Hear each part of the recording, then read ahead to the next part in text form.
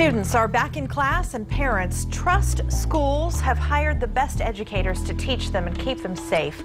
But KXAN investigator Brian Collister discovered some teachers with hidden histories are moving from district to district without anyone fully checking their questionable backgrounds.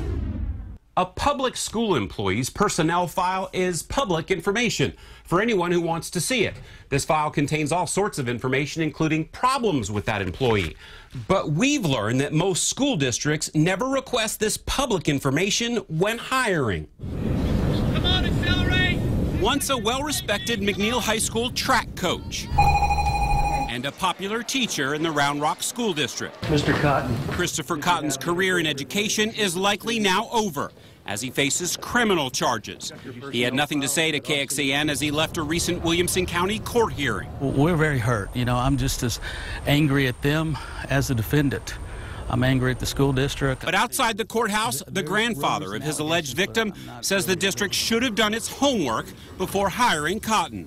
I hope that the school district wakes up, because this is wrong and something needs to be done about it. The 16-year-old girl told police Cotton kissed her and sent her inappropriate texts, including nude pictures of himself. Mr. Cotton, did you have an inappropriate relationship with a student? But Round Rock wasn't the first sign of trouble. KXAN discovered Austin ISD fired him in 2000 for sending inappropriate emails to a female student.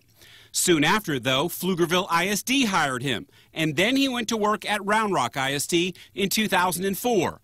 Both of those districts tell us they did not know AISD had fired Cotton or why. When you hire a teacher or someone that's going to be in a school with children, don't you want to know everything about them?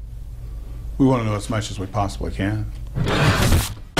In fact, our investigation found neither district requested a copy of this, Cotton's personnel file at AISD. If they had, they would have seen this letter written by the principal at Stephen F. Austin High School, which says Cotton had been engaging inappropriately with a female student, a 9th grader.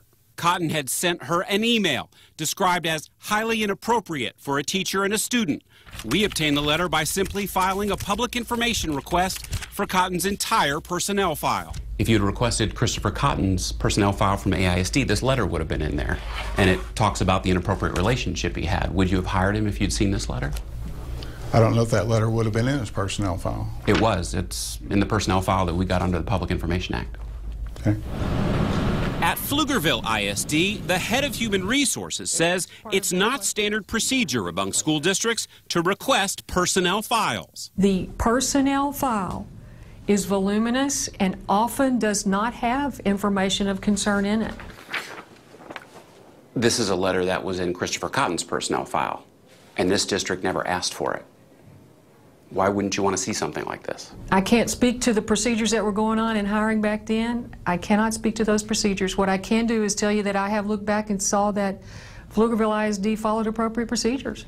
3 references were contacted in Austin ISD, and 3 good references were given for Mr. Cotton. Would you have hired somebody with this letter if you had read it? No, absolutely not. Pflugerville says it did what the law requires, a criminal background check and verification of a valid teaching certificate. But you still don't ask for a personnel file. We do not ask for the personnel file. Because she says it would slow down the hiring process. That's a lousy excuse. You know, it's a denial of their responsibility, and it's just flat out wrong.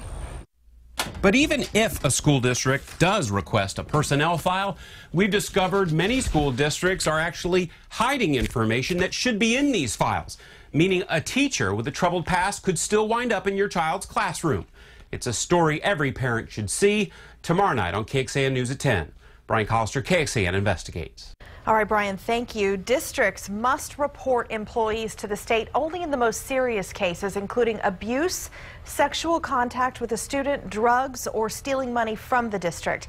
Anything less serious, the district can handle on its own and simply document in that employee's personnel file.